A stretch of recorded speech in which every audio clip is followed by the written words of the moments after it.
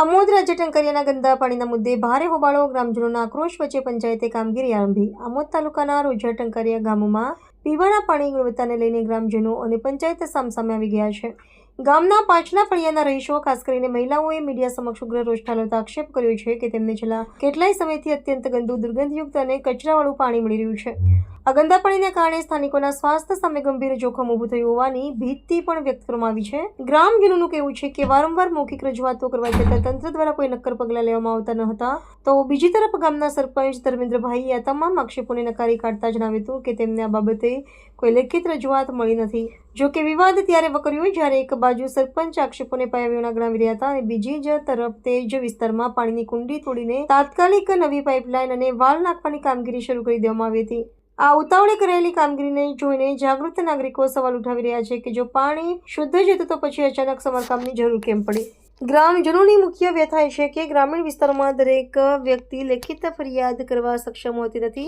તેથી તંત્રએ મૌખિક કે ટેલિફોનિક ફરિયાદોને પણ ગંભીરતાથી લેવી જોઈએ. હાલ પંચાયત દ્વારા નવી વ્યવસ્થા ઊભી કરવાનો દાવો કરવામાં આવે છે, પરંતુ સ્થાનિકોનું કહેવું છે કે કામગીરી બાદ હજુ પણ પાણી પુરવઠો શરૂ થયો નથી.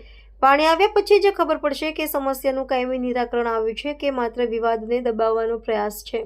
હાલ તો આક્ષેપબાજી અને ગંદા પાણીના મુદ્દે સમગ્ર પંથકમાં ચર્ચાએ જોર પકડ્યું છે કે રોજા ટંકારિયા ગામમાં પીવાના પાણીનો વિવાદ માત્ર સામાજિક સંઘર્ષ નથી, પરંતુ તે લોકોના મૂળભૂત અધિકાર અને સ્વાસ્થ્ય સાથે જોડાયેલો ગંભીર પ્રશ્ન છે. હાલમાં જે રીતે ઉતાવળે સમારકામ કરવામાં આવ્યું છે તે માત્ર સામયિક ઉકેલ કે વિવાદ શમાવવાનો પ્રયાસ ન રહેવો જોઈએ. તંત્રએ આક્ષેપબાજીના પ્રવાહને બદલે પાણીના સ્ત્રોતથી લઈને વિતરણ લાઈનો સુધીની સંપૂર્ણ તપાસ કરવી જોઈએ, જેથી ભવિષ્યમાં ફરીથી પ્રદૂષિત પાણીની સમસ્યા ઊભી ન થાય. આમ પંચાયત અને વહીવટીતંત્રએ માત્ર લેખિત રજૂઆતના ટેકનિકલ કારણો આગળ ધરવાને બદલે સંવેદનશીલતા દાખવી ગામના દરેક ફળિયામાં શુદ્ધ અને પૂરતું પાણી મળે તેવી મજબૂત વ્યવસ્થા ઊભી કરવી જરૂરી છે. જાગૃત નાગરિકો અને તંત્ર વચ્ચેનો પરસ્પર સહયોગ જ આ સમસ્યાનો કાયમી અંત લાવી શકે છે અને ગ્રામજનોને બીમારીઓના જોખમથી બચાવી શકે છે. શું નામ છે તમારું? ધર્મેન્દ્રભાઈ ગીરધરભાઈ પંડવી છે મારું નામ. હું રોજા ટંકારિયા ગામનો સરપંચ છું.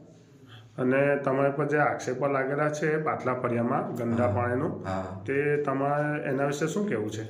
એના વિશે તો ખરેખર મારે એટલું જ કહેવું છે કે આક્ષેપો ખરેખર બહુ ખોટા છે. એની અંદર કોઈ તથ્ય નથી. એમાં આગળ જે 6 મહિના પહેલાં જે પ્રશ્ન ઊભો થયો હતો એમાં અમે 200 મીટરની લાઈન એક નાખી છે નવી, અને એના પછી કોઈ પ્રશ્ન ઇસ્યુ થયો જ નથી ઊભો. જે ખરાબ પાણી આવતું હતું તે બંધ થઈ ગયું હતું. અને અત્યારે પણ એ લોકોએ, હું જે દિવસે ઘેર નહોતો તે દિવસે ફોન આવ્યો હતો મારા ઉપર, એટલે મીડિયાવાળા આવ્યા હતા. મીડિયાવાળાને એ લોકોએ બોલાવ્યા હતા. કોઈ અમને લેખિત કે એવી કોઈ રજૂઆત કરી નથી. અને એ ભાઈ જે આક્ષેપ મારી પર મૂક્યો છે કે હું સરપંચ પાસે પાણી લઈને ગયો હતો, સરપંચને પીવાનું કીધું, એ ભાઈ મારી પાસે બોટલ લઈને આવ્યો જ નથી, મારી પાસે ઊભો નથી રહ્યો. મને કીધું નથી કે હું બોટલ મેં માગ્યો તે છતાં મને ના આપી. મને કે હું આંબો જાઉં છું મામલતદાર પાસે, તો મેં કીધું જા ભાઈ. એટલે મને કોઈ પાણી પીવડાયું નથી. અને બીજા દિવસે પછી હું જ્યારે ઘરે આવ્યો, હું મરણના કામે બહાર ગયો હતો, પછી જે દિવસે ઘરે આવ્યો તે દિવસે બીજા દિવસે હું એ ફળિયામાં ગયો હતો અને ત્યાં મેં પાણી જઈને ખુદ પાણી માગીને પીધું છે એ ફળિયાની અંદર. તો મને તો કશું લાગ્યું નથી એવું. ને બીજું કે વાસમાવાળા સાહેબ પણ ત્યાં હતા. સેમ્પલ પણ અમે ટેસ્ટ કરાવ્યો છે. એ સેમ્પલ લઈ ગયા છે. એ લોકોએ કીધું કે પાણી ચોખ્ખું છે, પીવા લાયક છે. અને હમણાં હાલમાં કામ પૂર્ણ થઈ ગયેલું છે લાઈનનું? હા, અત્યારે લાઈનનો જે વાલ હતો એ વાલ પણ અમે નાબૂદ કરી દીધો છે. જે જૂનો વાલ હતો એ અત્યારે નવો વાલ નાખી દીધો છે ત્યાં આગળ, અને પાણી પણ ચોખ્ખું આવે છે. નમસ્કાર મિત્રો, હું મયુર મકવાણા છું. આ હર્ષદભાઈ મારી જોડે સબૂત છે. સરપંચ એવા આપસ લગાવે છે મારી પર કે હું એમની પાસે ગયો નહીં પાણી બાટલ લઈને, અમે જાણ કરીને આ હર્ષદભાઈ સબૂત મેસેજ. હર્ષદભાઈ મેં સરપંચને શું કીધેલું બરાબર છે. એ ભાઈ આવેલા પિયુષભાઈ, હું ત્યાં જ હતો. સરપંચને કીધું કે તું આ બોટલ પાણીનો હું ગયો, એમને હું ગયો, અને પછી મેં બી હું ગયો, અને અજીતભાઈ બી હાથે જ હતા, એમને હું ગયો.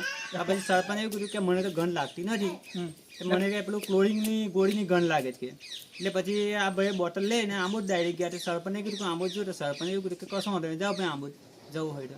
ને મેં એવું કીધું કે પાણી પીતા સરપંચ પીધું હતું? ના, નથી કીધું. ને સરપંચ એવું કહેવા માગે છે કે આ ફળિયામાં ચોખ્ખું પાણી આવે છે. તો ચોખ્ખું પાણી આવે તો પછી તમે નદી આયરો બધું આ ટોયરું શું કહેવાય પેલું કુંડી, એ કુંડી અંદર જીવડાને એવું છે. આ બેન આ બધો જો વાત કરી લો, આ બધી બોલજો. આ બેન જો વાત કરો, બોલો. ઓય કે પેલી કુંડી તોયરી છે, કુંડી તોયરી છે એટલે ગંધાતું પાણી આવે છે. હા, એ સરપંચ હાથ તો કુંડી હું કટોરી એવું કહો. કુંડી તોડી પછી પાણી આવ્યું નથી. કુંડી તો એટલે પાણી આવ્યું નથી ગંદુ પાણી આપ્યું છે ખરાબ જ પાણી આવે છે 6 મહિનાથી ગોચું જ પાણી આવતું હતું.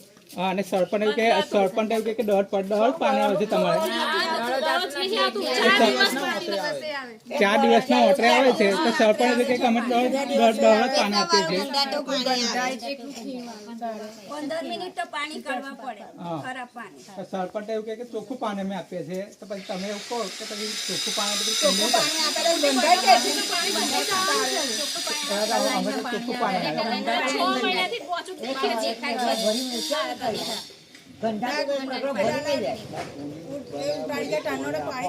કુંડી બનાવ્યા પછી પાણી આપે તો અમને ખબર પડે કે પાણી ચોખ્ખું છે કે ગોચું છે, એનું અમે પછી ડિસિઝન લઈશું. આ બધાના ઘર નળે જ ગંદુ પાણી આવે છે સરપંચ તો એવું કહેવા માંગે છે કે કુંડી તો અમે ચોખ્ખું પાણી આવે છે હું એ કહેવા માંગુ છું કે પછી તમે આવ્યો તોયરું શું કહેવા એવું તમે કહો કે પછી તોયરું શું કહેવા તોયરું ને એમને ચોખ્ખું પાણી આવે તો તોયરું કેમ એવું કહો પાણી તોડ્યું છે એ લોકો તોયરું શું કહે ચોખ્ખું પાણી તમે આપો તો કે પછી તમે એ બાબતે તોયરું શું કહો આ બધાના નળે જ આવે છે પૂછી જુઓ